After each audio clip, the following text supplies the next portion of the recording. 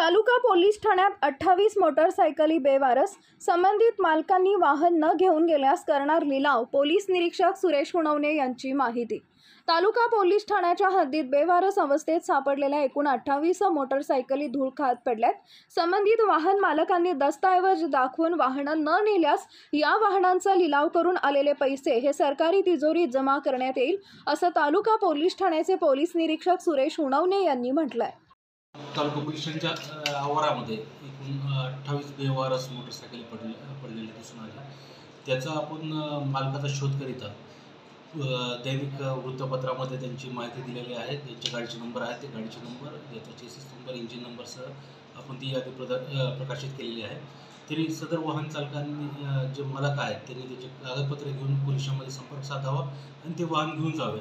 जर का त्यांनी आगामी 4-5 दिवसामध्ये येऊन जर का ते वाहन क्लेम केले नाही तर सदर वाहनाची निलामी करून त्याची रक्कम शासन जमा करण्यात येणार आहे.